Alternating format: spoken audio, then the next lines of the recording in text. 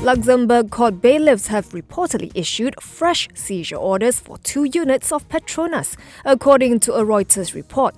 This follows a bid by the self-proclaimed heirs of the Sultan of Sulu to enforce a $15 billion or 66 billion ringgit award they had won against the Malaysian government. The award was granted by a French arbitration court last year. Malaysia, which did not participate in the arbitration, maintains the process is illegal. It obtained a stay on the award in France, but the ruling remains enforceable overseas under a UN treaty on arbitration.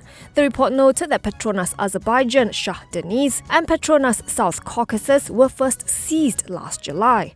Putrajaya said last month that the order had been set aside by a Luxembourg district court. However, citing court documents shared by the heir's lawyer, Paul Cohen, the report said Luxembourg court bailiffs issued on Tuesday a second seizure order on the units and related bank accounts. Cohen told Reuters the Luxembourg district court had indeed lifted the first seizure order on a minor issue that has since been addressed, but had not made a judgment on the merits of the arbitration. He reportedly said via email there was a technical ruling that has now been effectively dealt with, and the freezing orders are once more in place on the Petronas assets in Luxembourg.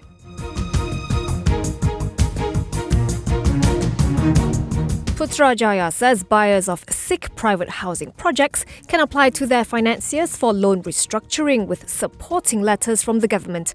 Local Government Development Minister Nga Koming said this will help ease the financial burden of affected buyers. A licensed private housing project is categorized as a SIC project when the sale and purchase agreement has expired or when the project is delayed by more than 30% compared to its scheduled progress. According to Nga, 429 housing projects have been categorized as SIC projects as of January 31st this year, involving 70,727 residential units with 29,147 buyers. The list of SIC housing projects can be viewed on the Department of National Housing's portal and used as a guide by potential home buyers as well as financiers before approving a new home loan and to control progress payments to developers. The ministry has also frozen the housing development account for selected SIC projects to avoid irresponsible withdrawals by developers and blacklisted developers and directors of these companies from applying for a new advertising permit as long as the existing SIC project has not been completed with a certificate of completion and compliance. The National Audit Department in its latest report said Putrajaya lost 158.08 million ringgit due to leakages, irregular payments and wastage across various ministries and agencies as a result of non-compliance in the financial management processes. The Auditor General's Report 2021 Series 2 released today identified 116.95 million ringgit worth of public funds lost by various agencies, followed by irregular payments worth 26.03 million ringgit and wastage totaling 15.1 million ringgit.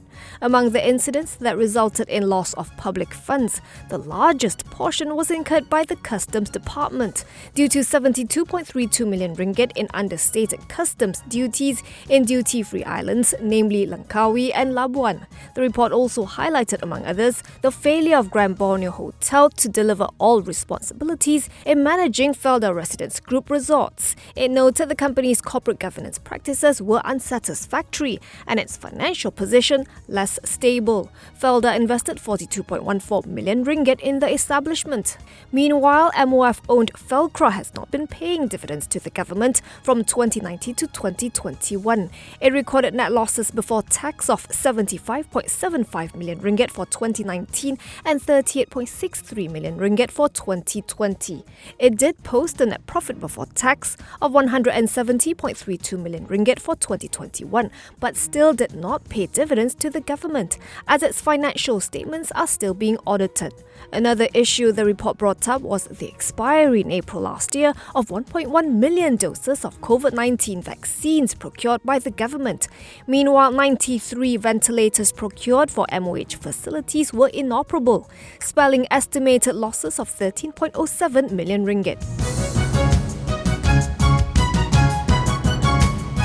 Putrajaya is disputing a valuer's multi-billion ringgit estimates for damages for trespass in the Semantan Estate 1952 case. The long-standing legal dispute, which spanned from 1957 to 2021, culminated in the courts ordering the government to pay Masne profit compensation for encroaching on the tracts along Jalan Duta in Kuala Lumpur. The land covers 106.72 hectares, now encompassing, among others, the National Archives, the Inland Revenue Board and the FT Mosque.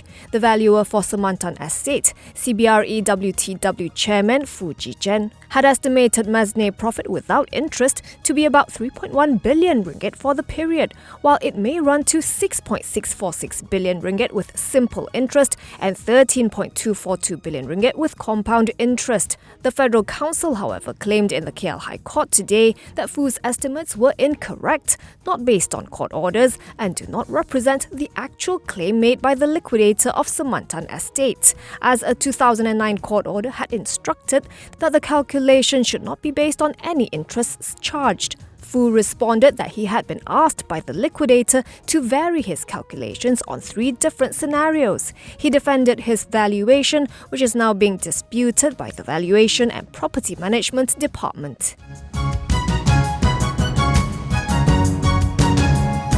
Petronas Gas or PetGas reported an 8.86% fall in fourth quarter FY22 earnings, dragged by higher operating expenses relating to fuel gas and internal gas consumption expenses. Net profit fell to 412.55 million ringgit, despite a 9.08% rise in quarterly top line to 1.63 billion ringgit as a result of steeper product prices due to higher fuel gas prices. It declared a dividend of 22 cents per share for the quarter, taking its full-year dividend to 72 cents per share. For FY22, net profit slumped by 17.27% to 1.56 billion ringgit, while revenue rose 9.1% to 6.16 billion ringgit. On prospects, PetGas sees lower revenue from the gas transportation and regasification segments due to the new tariffs, while its utilities segment will benefit from the imbalance cost pass-through surcharge adjustment to electricity tariffs in the first half of this year. It expects its overall group performance to remain robust, while the volatility in foreign exchange and gas price movement may also have an impact on its results. At the close, its shares slipped 1.35% to 17 ringgit 50 cent, giving it a market capitalization of 34.63 billion ringgit.